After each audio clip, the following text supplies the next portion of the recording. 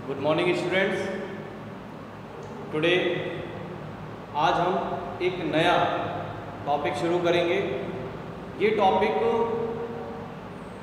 12th class के बच्चों के लिए तो इम्पोर्टेंट है ही, उन्हीं के लिए बना रहा हूँ। 12th क्लास कंपलसरी इंग्लिश के जो स्टूडेंट्स हैं उनके लिए, मगर साथ ही साथ 9 से लेके 12 तक 9, 10th, 11th, 12th के स्टूडेंट्स भी इस वीडियो से बहुत अच्छे से मदद ले सकते हैं, क्योंकि आज हम बात करेंगे बहुत ही ख़ास टॉपिक जो कॉमन होते हुए भी बहुत ज़्यादा स्पेशल है। क्योंकि इम्पोर्टेंट इसलिए है क्योंकि हम बात कर रहे हैं अनसीन पैसेज।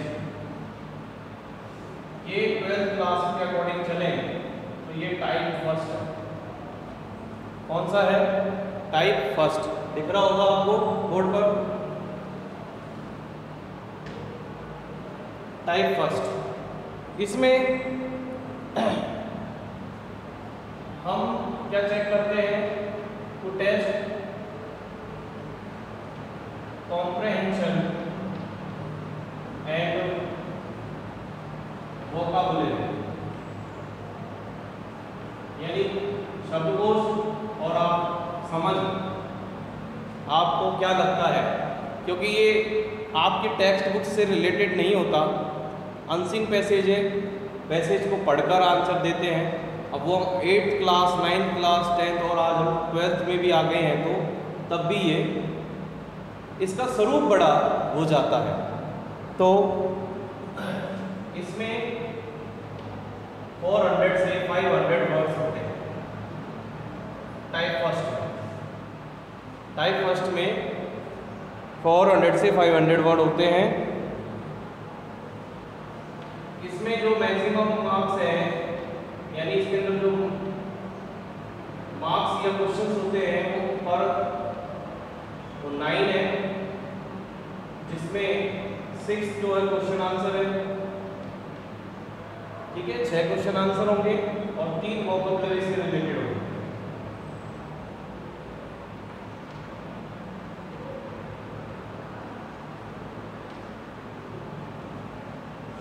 ठीक है, तो आपको इनके आंसर बहुत ही सोच समझ के देने। हम हर साल इसको अध्ययन करते हैं, लेकिन बहुत कम स्टूडेंट होते हैं जो इसमें फुल में से फुल मार्क्स ला सकते हैं, क्योंकि आंसर अच्छे से दे सकते हैं, ठीक है, मगर वोकैबुलरी ये इम्पोर्टेंट पार्ट है, ये हमारे मार्क्स पूरे लाने में प्रॉब्लम क्रिएट करता है। तो आज हम डिस्कस करेंगे कि अनसीन पैसेज को सॉल्व करते समय, इस टाइप के जो क्वेश्चन आंसर को सॉल्व करते समय हमें किन किन बातों का ध्यान रखना है। सबसे पहले passage is big. First point है कि पैसेज इज बिग, बड़ा होता है। So we should read 2 times carefully. So we should read, कितनी बार पढ़ना चाहिए? 2 times केयरफुली, ठीक है। नजर आ रहा होगा आपको, ठीक है।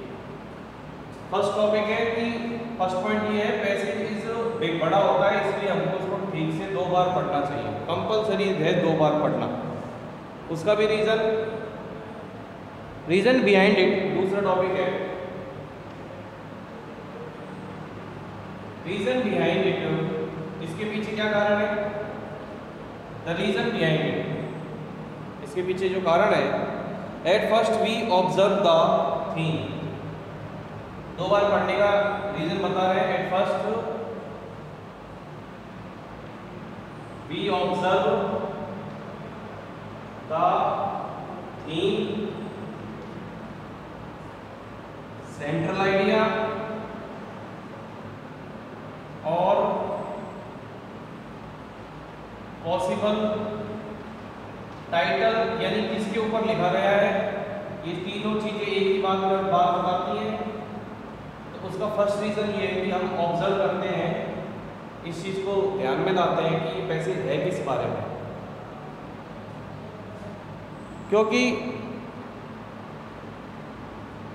दूसरी चीज़ इसी के अंदर ही इसका टेंस कौन से टेंस में है, ये किस टेंस में, यानी हम इसकी क्या चेक कर रहे हैं पढ़ते वक्त, इसकी ग्रामर भी चेक करें इस पैसेज के अंदर कौन सा टेंस यूज हुआ है। दूसरा इसका टाइप भी हमको चेंज, टाइप क्या है तो सब कुछ मालूम चल जाएगा तो वार्ड ठीक से पढ़ने पे। ठीक है भाई, अब हमको दो तीन चीज और ध्यान रखें कि हमने बात कर ली टाइप की, हमने बात की है टाइप की, तो फर्स्ट टाइप है फैक्चुअल, पहला टाइप होता है पैसेज का फैक्चुअल। दूसरा टाइप होता है क्या दे रखा है, डिस्कर्सिव, डिस्कर्सिव। ठीक है, तीसरा टाइप होता है लिटरेरी। ये तीन टाइप होते हैं। तो इसके अंदर तो फैक्ट के अकॉर्डिंग बात होती है, जैसे डिस्क्रिप्शन रिपोर्ट वगैरह आ जाती है, कोई वर्णन आ गया, कोई लेख आ गया, डिस्क्रिप्शन आ गया या रिपोर्ट आ गई, आर्टिकल आ गया। ठीक है, डिस्कर्सिव में क्या होगा, कोई आर्ग्यूमेंट है,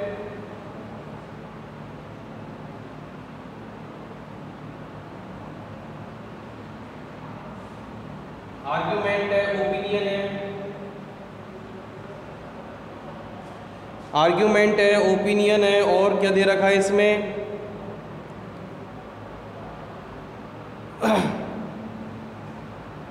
या फिर कोई एडवाइस या किसी चीज पर पक्ष विपक्ष की बातें करते हुए एक डिबेट को डिस्कस, इस प्रकार से फैक्चुअल डिस्कस। और डिस्कर्सिव के बाद आता है लिटरेरी। भाई लिटरेरी में क्या आएगा, जैसे बायोग्राफी आ गई, किसी का जीवन वृत्तांत आ गया, खुद लिखे तो ऑटोबायोग्राफी, कोई दूसरा मित्र वगैरह कोई दूसरा पर्सन लिखे किसी व्यक्ति की तो बायोग्राफी। ऐसे आ सकता है, कोई ऐसे वगैरह आ गया, कोई स्टोरी आ गई। ठीक है, आजकल कभी कभी पोएम भी दे देता है ना। तो इस प्रकार से तीन प्रकार के फैक्चुअल, डिस्कर्सिव, लिटरेरी, तो इनका जो समझने का या फिर कहते हैं डिफिकल्टी लेवल किस तरह से बढ़ता है, स्मॉल टू बिग, यानी इंक्रीज होते हुए, डिक्रीज होते हुए। फैक्चुअल आसान होता है, डिस्कर्सिव उससे थोड़ा सा अलग, और लिटरेरी उससे पढ़ने में आसान लगेंगे, लेकिन मैं क्वेश्चन आंसर के हिसाब से कि आंसर, क्वेश्चन आंसर ढूंढने में, उनके लिखने में कौन सा ज़्यादा बेटर रहेगा। तो फैक्चुअल में क्या होता है कि जैसे लाइनें हैं, अगर हम उसको मिल जाती है तो उसका बहुत अच्छे से आंसर ही मिल जाता है। बाकी में हम खुद अपने आंसर को क्रिएट करते हैं, आंसर बनाने की, मेकिंग आंसर शुरू करते हैं। तो इसके अंदर टू रीजन आपको बता दिए। तीसरा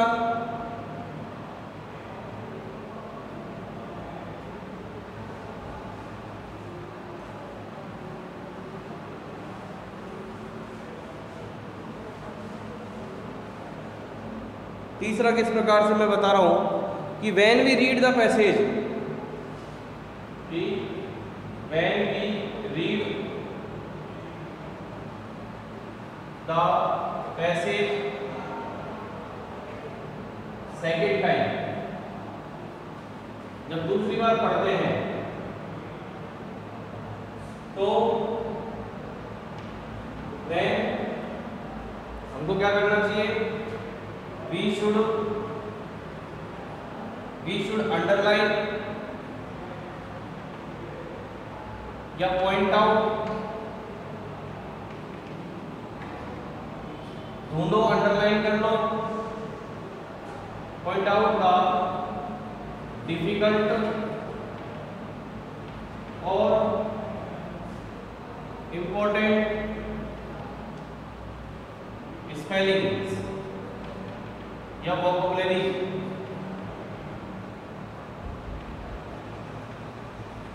दूसरी बार पढ़ने पर हमको ये चीज ध्यान रखना, ठीक है। आपको परीक्षा आते आते एक चीज ध्यान, जो कि किताबों में भी नहीं, रीडिंग हैबिट, आपको पठन क्षमता, पठन की आदत होनी चाहिए। रीडिंग हैबिट अगर है तो देखो, कोई स्टूडेंट इतने बड़े पैसेज को पढ़कर भी अनजान ही रहता है कि इसमें क्या है। और रीडिंग हैबिट है, इंग्लिश पढ़ने की आदत है, रीड करने की आदत है, तो हमें पैसेज को बहुत जल्दी, बहुत कभी कभी तो एक बार में समझ में आ जाता है, और कभी कभी हम 3 बार पढ़ ले तो भी हम कंफ्यूज रहते हैं। इसलिए रीडिंग हैबिट होना जरूरी है। आपका जो टाइम है ये टाइम सेविंग है। रीडिंग हैबिट क्या है आपकी? टाइम सेविंग, आपका समय, और समय ही सब कुछ है पेपर में, क्योंकि हमको पता नहीं रहता कि कौन से क्वेश्चन में हमको कितना टाइम लग सकता है, कितना क्या है, हमको कितना समझ में आ रहा है, कितना नहीं आ रहा है। उस हिसाब से टाइम मैनेजमेंट भी बहुत बड़ी बात है, क्योंकि ये बड़े प्रश्न इनको पढ़ेंगे फिर आंसर देंगे, ठीक है, अनसीन है। तो निश्चित रूप से एक नॉर्मली एवरेज कह सकते हैं कि 15-20 मिनट हम ले जाते हैं, ठीक है। तो मैथ्स अगर आप 15 मिनट्स में अगर आप कंप्लीट कर रहे हैं इस टाइप के क्वेश्चन को, तो आप बहुत अच्छी, आपकी बढ़िया पेस है, बढ़िया आपकी स्पीड है। और एक्यूरेसी तो खैर चाहिए ही चाहिए, वो तो फर्स्ट है। गलत तो जल्दबाजी बिल्कुल नहीं करनी है। और जितनी आप मेहनत करेंगे, मैं आपको सलाह देता हूँ कि हर 2 या 3 दिन में, 4 दिन में आपको एक अनसीन पैसेज का अभ्यास अवश्य ही करना चाहिए। इट इज़ बहुत, मैं कहता हूँ कंपलसरी चीज़ मान के चलो आप, क्योंकि अनसीन है, इसका कोई सिलेबस वगैरह नहीं होता है, बस इसको सॉल्व करने के कुछ तरीके हम आपको डिस्कस कर रहे हैं, ठीक है। दूसरी चीज़ है कि read the question first as we can find out the reasonable answer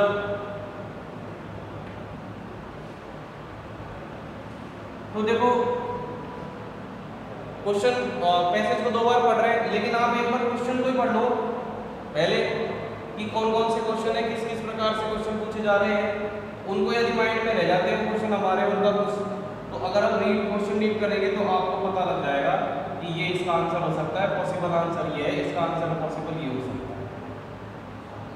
ये भी बहुत इंपॉर्टेंट चीज़ है कि आप डायरेक्ट पैसेज पढ़ने से बजाय आप पहले क्वेश्चन पढ़ लीजिए, किस किस प्रकार से क्वेश्चन है, क्या पूछ रहा है, किस कैरेक्टर के बारे में क्या पूछ रहा है, कौन सा इंसिडेंट पूछ रहा है, क्या पूछ रहा है, रीजन क्या है, वो सब कुछ आप पैसेज रीड करोगे तो आपको अंदाजा लग जाएगा कि इसका आंसर यहाँ पर है। इसलिए आपको पैसेज को बहुत अच्छे तरीके से उसके क्वेश्चन सबसे पहले पढ़ लीजिए। फिर है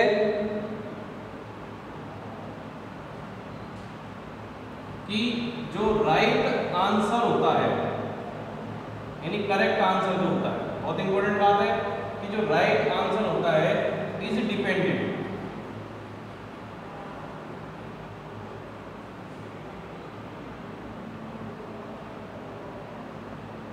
वो डिपेंड किस पे करता है? डिपेंडेंट किस पे होता है? अपॉन आर करेक्ट और एग्जैक्ट मीन या सेंस ऑफ क्वेश्चन। यानी प्रश्न को जिसने ढंग से समझा है उसी पर डिपेंड करेगा कि आपका आंसर कितना करेक्ट है। प्रश्न हमको समझ नहीं आया, आपको लाइन भी मिल गई, क्योंकि लाइन ढूंढ लेते हैं साहब, ये क्वेश्चन की लाइन पैसेज में इस साइड है, इस तरफ है, ऊपर है, नीचे है, तीसरे पैराग्राफ में है, चौथे, लेकिन आपको क्वेश्चन समझ ही नहीं आ रहा। तो आप पॉसिबल ये है कि आप आंसर तो दे रहे हैं पर करेक्ट और एग्जैक्ट आंसर नहीं दे पा रहे। उसके लिए ज़रूरी है कि प्लीज़ आप एक बार प्रश्न को पढ़ते समय उसका मीनिंग निकालने का कोशिश कीजिए। ठीक है, आगे बढ़ते हैं।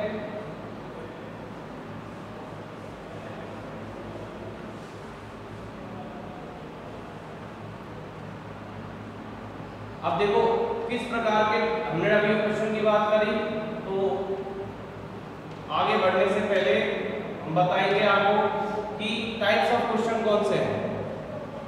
टाइप्स ऑफ क्वेश्चन किस प्रकार से पूछे जाते हैं। तो सबसे पहले हेल्पिंग वर्ब वाले होंगे। हेल्पिंग वर्ब वाले क्वेश्चन किस प्रकार से पूछे जाते हैं, दूसरे WH वर्ड है, तो WH वर्ड को बाद में, उसके बाद हम बात करेंगे सबसे पहले हेल्पिंग वर्ब। तो helping verb, these questions ask about the opinion. क्या होता है कि ये जो क्वेश्चन है, these questions ask about the, या फिर आर ओपिनियन, हमारी राय पूछते हैं, इन यस और नो। यस और नो में ये हमसे क्या पूछेंगे, राय पूछेंगे कि जो भी क्वेश्चन पूछे जा रहे हैं, जैसे कि आप does he want a car, तो आपने लिखा, इसका हिंदी अर्थ क्या है कि क्या वह कि क्या उसे एक कार चाहिए। आपसे ओपिनियन पूछ रहा है, राय पूछ रहा है, तो इसका आप आंसर यस और नो में देते हैं according to the passage. Passage में यस में आंसर है तो यस में दीजिए, नो में है तो नो में दीजिए। इस प्रकार से यस और नो वाले आंसर आपसे पूछे जाते हैं। अब मान लीजिए इसको आपको यस में देना है, तो yes comma he wants A car, full stop. यदि आपको नो में देना है तो नो लिखिए, comma he does not want a car. ठीक है, इसमें किस प्रकार से वर्ब यूज की गई है, इसके लिए आपको मेरे बनाए हुए जो टेंसेस के वीडियोस हैं, टेंस के बारे में, उनको आप एक बार देख लेना, जिससे आपको पूरी तरह समझ में आ जाएगा। और इसी से भी समझ में आ रहा है कि यस कॉमा नो कॉमा, इसको आप एज इट इज लिख लीजिए। ठीक है, अफर्मेटिव सेंस में, और इसको नेगेटिव सेंस में नो एक बार और दूसरी बार और आपको नॉट यूज करना है अकॉर्डिंग टू द टेंस। जो भी आपका, जिसमें भी आपको क्वेश्चन पूछा जा रहा है, ये जो प्रश्न पूछा गया है वो कौन से टेंस में है, उसी टेंस में आपको आंसर देना चाहिए। ठीक है, दूसरी चीज, आगे बढ़ते हैं। इसमें आपको किस प्रकार से हेल्पिंग वर्ब यूज कर सकते हैं वो हम टेंस में जो बताया ही है, यहाँ पर भी देख लीजिए। जैसे मान लो कि ये क्वेश्चन का हिस्सा है और ये आपको आंसर देना, तो क्वेश्चन में यदि डज आ रहा है तो यहाँ पर आप वर्ब की फर्स्ट फॉर्म में एस यूज करेंगे। यदि आपके क्वेश्चन में डू आ रहा है तो only verb first form use करेंगे, है ना। और यदि डिड आ रहा है तो यहाँ पर आपको वर्ब की सेकंड फॉर्म यूज करनी है। अब देखो ये तो हो गया इसका अफर्मेटिव पार्ट। अब मान लो इसको आपको नेगेटिव में आंसर देना है, ठीक है, तो आपको क्या यूज करना है, डज नॉट प्लस वर्ब की फर्स्ट फॉर्म।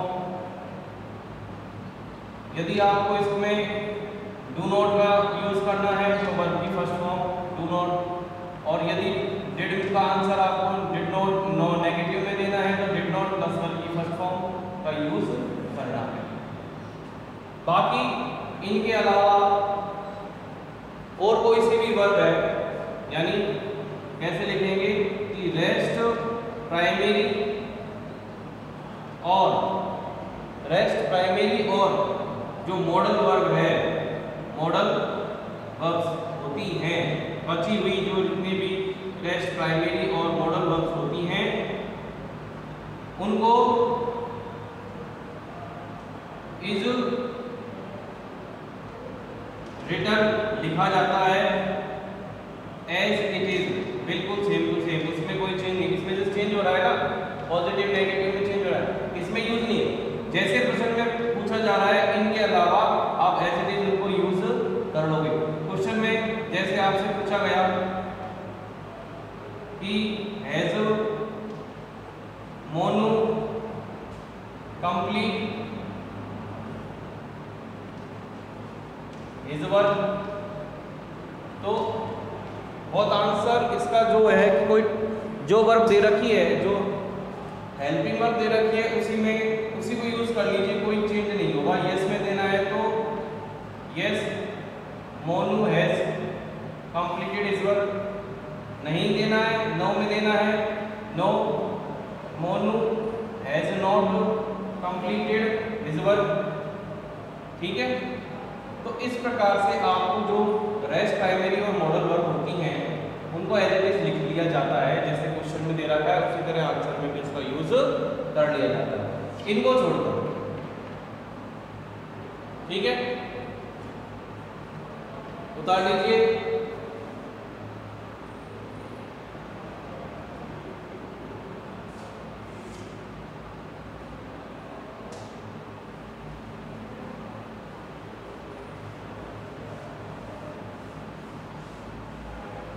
देखो आगे क्या कह रहा है, primary verb as linking verb, primary verb as linking verb, ठीक है। इसको हम थोड़ा सा नेक्स्ट वीडियो में देखेंगे और भी अच्छी तरीके से, क्योंकि देखो अनसीन पैसेज में 1 या 2 लाइन के आंसर होते हैं, 3 लाइन के आंसर होते हैं। आपकी बोर्ड के अंदर जो नोटबुक आती है, आंसर नोटबुक, वो काफ़ी बड़ी होती है, तो उसमें मुझको लगता है कि मैक्स 1 लाइन या 2 लाइन के आंसर होते हैं। तो उसके अंदर अगर आपको 1 या 2 लाइन के आंसर्स में भी अगर ग्रामेटिकल एरर करेंगे तो मुझे नहीं लगता कि हम कुछ सीख पा रहे हैं ठीक से, ठीक है। तो नेक्स्ट वीडियो में आपको हम इससे को भी बिल्कुल क्लियर तरीके से समझाएंगे।